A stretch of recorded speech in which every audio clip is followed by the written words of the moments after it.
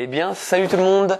Aujourd'hui, on se retrouve pour un tutoriel donc assez spécial. Il n'y a pas grand monde qui l'a fait sur YouTube, je crois. Je crois que je serai le premier à faire un tutoriel valve d'échappement, enfin du moins un ressort de valve d'échappement. Donc que ça soit pour KTM, Husqvarna, Usaberg. Je sais que les trois marques l'ont déjà, c'est sûr, à partir de 2008, si je dis pas de bêtises. Avant, c'était un autre système, mais c'était relativement... c'était un petit peu pareil quand même. Mais je vais tout vous montrer en détail. Donc il faut savoir que c'est une toute petite pièce et ça change radicalement votre moto de A à Z.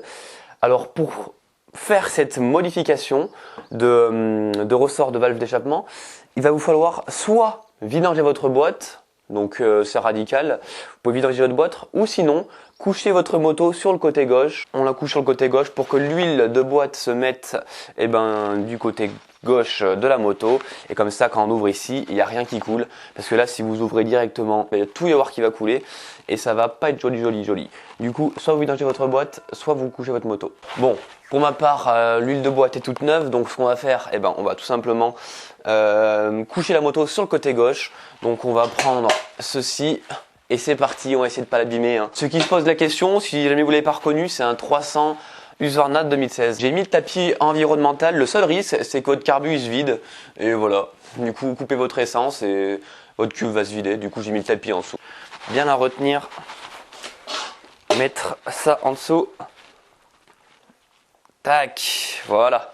Et là, il n'y a plus de souci que l'huile de boîte, c'est cool. Voilà. Voilà la moto couchée. Tout se joue ici avec ces deux petits vis. Alors surtout ne pas toucher le réglage du milieu, ne touchez pas ce vis là, c'est très important. Lui il va aussi jouer sur les réglages, du coup mieux vaut le laisser là où il est d'origine. Moi je ne le toucherai pas.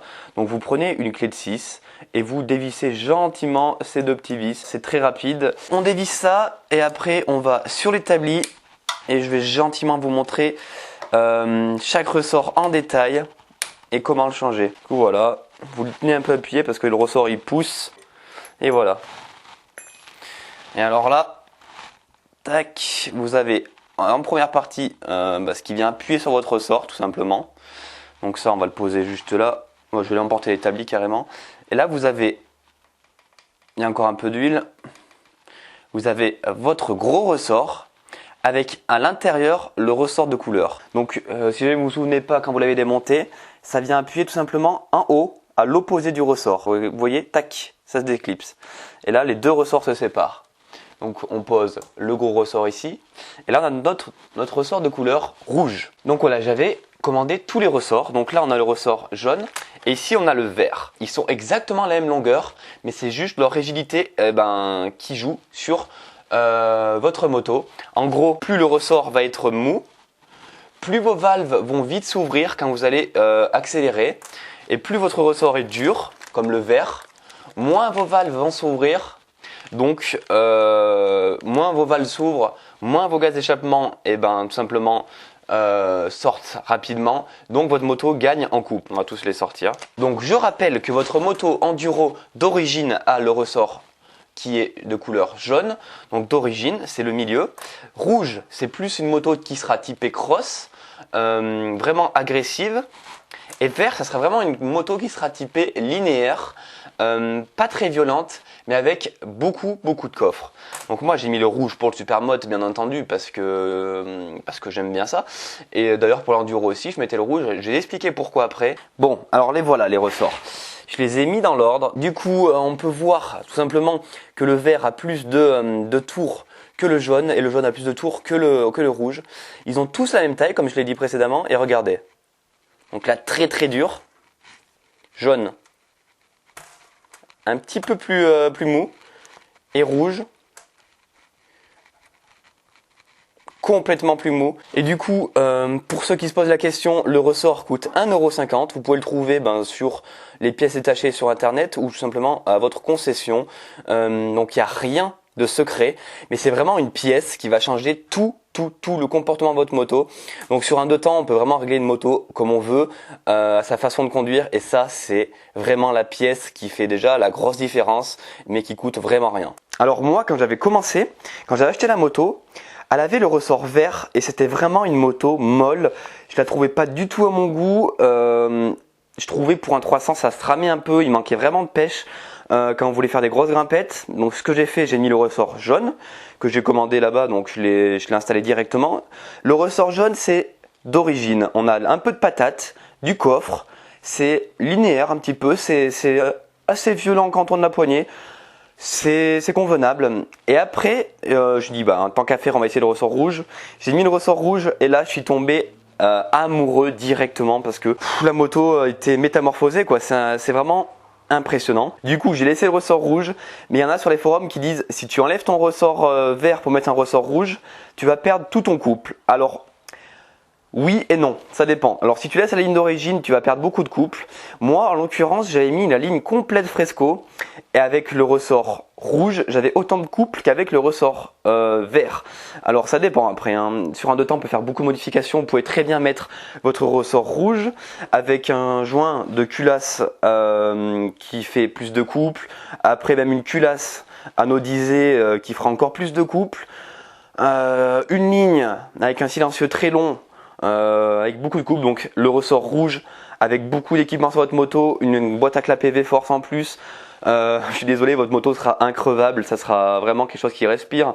Mais si vous voulez rester tout d'origine, la différence sera très flagrante. Donc je vais vous montrer un truc. Alors on éclaire, voilà, on voit l'encoche là-bas au fond. On a une encoche, donc c'est là où ça va se clipser votre ressort là-bas, donc je vais vous montrer. Hein. Il n'y a rien de sorcier, il faut juste le remettre comme il faut. Hein, mais... Bon, du coup, le nettoyant frein, c'est la vie. On nettoie ça au nettoyant frein un peu avant de le remettre.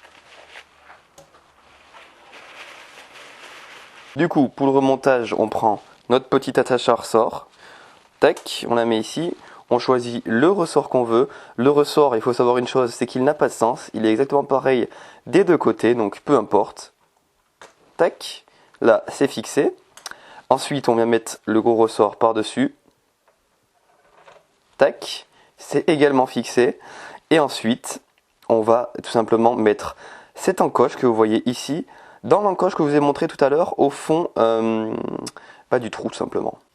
Tac, donc là c'est tout en place, vous le sentez, il y a un cran, une fois qu'il est bien mis, vous sentez que quand vous tournez, ça accroche de côté. Et là, il y a juste à remettre notre fameuse pièce. Alors il faudra juste appuyer et en même temps visser. Coller contre, bien le coller contre les parois et en même temps visser les deux petits vis. Allez, debout ma belle, c'est fini. Allez, à la une. Donc voilà, donc tout est remonté. Je sais que ce système de valve d'échappement est sur KTM, Husqvarna et Usaberg. Vous le voyez très vite. Hein. Si c'est monté pareil chez vous, c'est que vous avez forcément un ressort dedans. Donc vous pouvez le démonter, il n'y a pas de souci. Sinon, renseignez-vous, renseignez-vous sur votre moto. Il y a aussi d'autres réglages pour les KTM. Moi, je sais qu'avant, j'avais un 200 de 2003 et c'était un vis qu'il fallait tourner tout simplement pour régler tout simplement les valves d'échappement. Ça y jouait énormément aussi, donc voilà, mais le plus simple c'est vraiment ces ressorts là. En à peine 5 minutes vous avez une moto métamorphosée. Si vous trouvez que vous avez une moto molle, je vous invite vraiment à aller l'ouvrir et mettre un rouge pour essayer, c'est kiffant, vraiment. Du coup voilà, c'était un tuto assez rapide, mais j'avais mis beaucoup d'extraits sur Snapchat en story. Il y a beaucoup de personnes qui m'avaient dit Rupture, fais un tuto là-dessus, comme ça moi tu mettras les choses au clair. Du coup voilà, c'est fait, c'est fini. J'espère que vous aurez quand même aimé. N'hésitez pas à mettre un petit pouce bleu, ça ferait très plaisir. Et à dire ce que vous en pensez en commentaire. Ciao tout le monde, la bise, à plus la famille, ciao.